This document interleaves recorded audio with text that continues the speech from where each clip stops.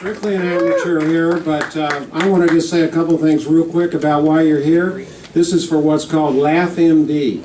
We know that laughter makes you get well. There's no question about it. So tonight, all of you are going to get a nice little dose of therapy here. Where's Frank? Frank Chandamo? Stand up, Frank. Frank is the president, CEO of this enterprise. We hope that you'll go online and check him out.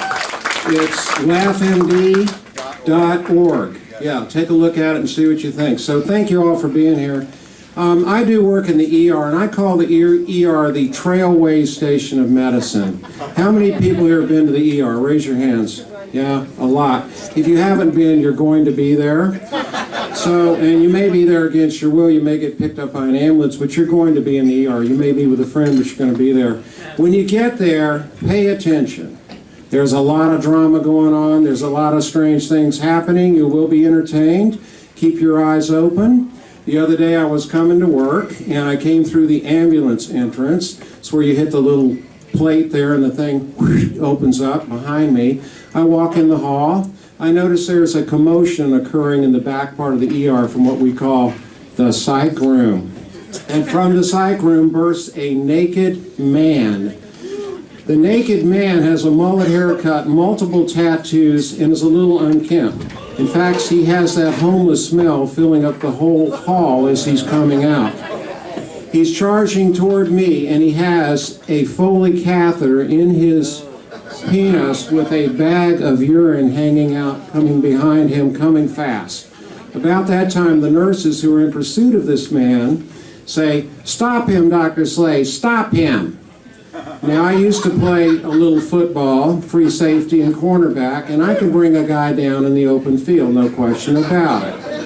So I'm getting ready to stop him. I'm on my toes. I'm squaring up. Now, you guys who played football, what do you watch when you're getting ready to take the guy down? What do you watch? No, what? Not eyes. You can do this. What? No, you watch the belly button. He can juke everything but that belly button. So when I'm watching that belly button, I'm squaring up. Now I know to take this guy down. He's a white guy, doesn't have a lot of moves. I know to take this guy down. He's pretty fast though, and he's skinny. So he's coming, and I know to take him down, I'm going to have to put my head in front of him. If you put your head behind him, you do what's called an arm tackle. He runs through and he scores. So I got to put my head in front. So I'm watching that belly button. I'm down in position. I'm on my toes. I'm ready to take him out. I'm going to drive my shoulder into him. I'm going to put my head in front. I'm going to pull his legs out and drive him to the floor. The nurses are going to be impressed. Everybody's going to be impressed. I'm going to save the man from hitting those closed doors and injuring himself or escaping and dying out there. That's the kind of doctor I am. So here he comes. I'm down. I'm looking. I'm getting ready to blast into him. I'm looking at that belly button. I'm looking at that Foley catheter. I'm looking at that urine bag. I stand up. I hit that plate. Those doors open. He could go all the way. Touchdown. True story. Once you get to the ER, you think you're going to get seen by the doctor. That's not true. You're going to go to what's called triage. Who knows what triage is? It's a French word for sort. And like most French things, it sounds good and doesn't work very well at all. You go into that little room, and there's a nurse sitting there, and she says that question that is my favorite: what seems to be the problem? It seems like there's an elephant up on my chest, and my left arm is getting numb. I can't breathe. I'm all sweaty, and I have a sense of impending doom. When did that start? It seems like I was working with my circular saw, and I lost my finger, and I got it in a plastic bag here, and it hurts like crazy. When was your last tetanus shot?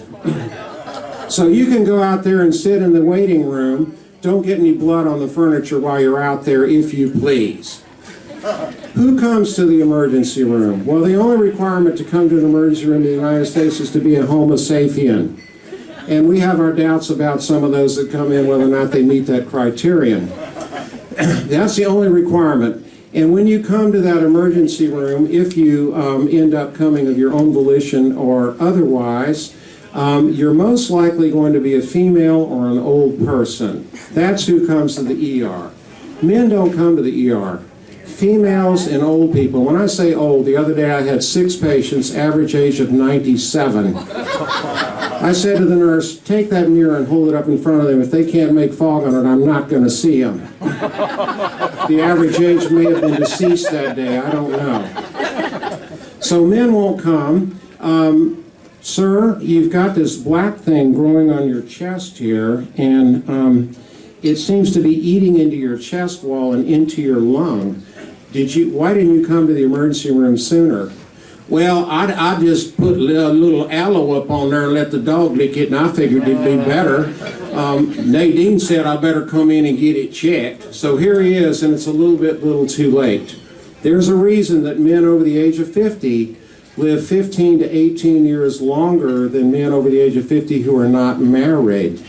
So being married makes you live longer. I read an article that said the reason is they're happy.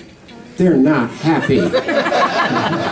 They're nagged into going to seek medical care. My lovely wife sitting out here, Jane Brenneman, MD, cardiac anesthesia, told me, you know, Bob, if you don't get that colonoscopy, I'll never get another pap smear or mammogram, and we're both going to die because of you.